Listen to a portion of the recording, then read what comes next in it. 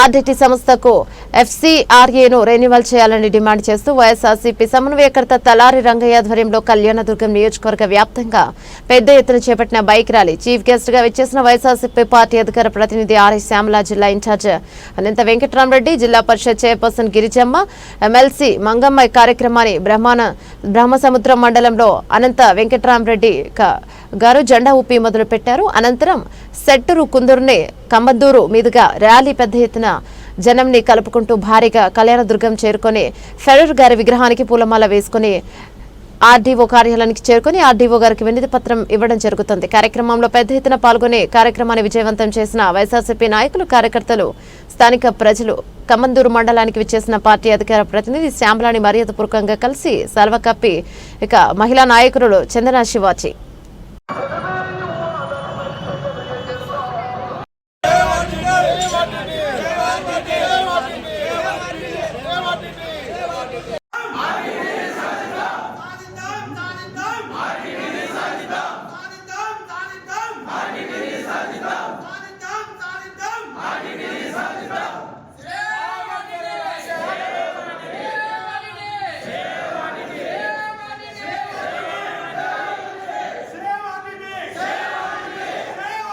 ప్రజలు కష్టాల్లో నష్టాల్లో ఉన్నారని తెలుసుకుని ఆయన ఇక్కడికి వచ్చి ఫాదర్ ఫెడరర్ గారు ఆర్డీటీ సంస్థను ఏర్పాటు చేసి ఎంతో సాయం చేశారు. ప్రజలకు ఎంత సాయం చేశాడనేది నాకంటే కూడా మీకే బాగా తెలుసు. అలాంటి గొప్ప సంస్థకి కష్టము నష్టం వచ్చినప్పుడు రోడ్లు ఎక్కాలని నేను పిలుపునిచ్చాను పార్టీ తరఫున.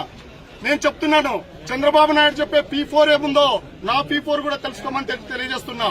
ప్రభుత్వం పైన పత్రికల సహాయంతో, ప్రతిపక్షాల సహాయంతో, ఈ ప్రజల సహాయంతో ఈ ఆర్డీటీని ఏదైతే రెన్యువల్ చేయకుండా ప్రభుత్వ విధానాలు ఉన్నాయో వాటిని వ్యతిరేకిస్తున్నాను. వాళ్ళ విధానాన్ని రెన్యువల్ చేయకపోతే ఉంది కదా, దాన్ని వ్యతిరేకిస్తున్నా.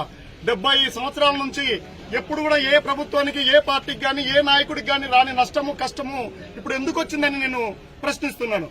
ఏమి మీకు మనసు నొప్పి, ఎక్కడ కూడా మనసు నొప్పి పెట్టట్లేదు. పేదలు ఎంత పేదరికంతో ఉన్నారో ఈ ప్రాంతంలో మీకు తెలియట్లేదు. మీరు ఈ ప్రాంతాన్ని మీరు చిన్న చూపు చూస్తున్నారు, ఈ ప్రజల్ని చిన్న చూపు చూస్తున్నారు, ఈ పేదల్ని మీరు చిన్న చూపు చూస్తున్నారు.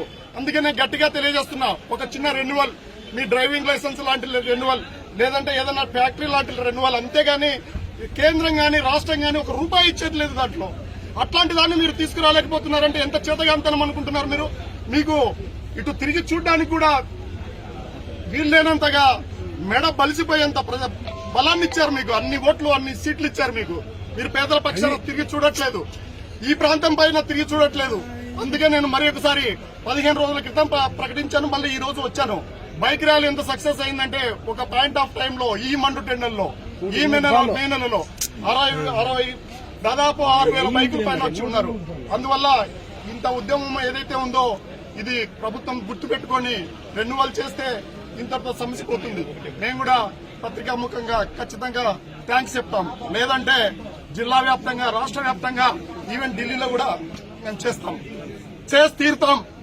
ప్రజల పక్షాన, పేదల పక్షాన, ఈ ప్రాంతం పక్షాన, మా పార్టీ పక్షాన నేను తెలియజేస్తున్నా ఈ విషయాన్ని.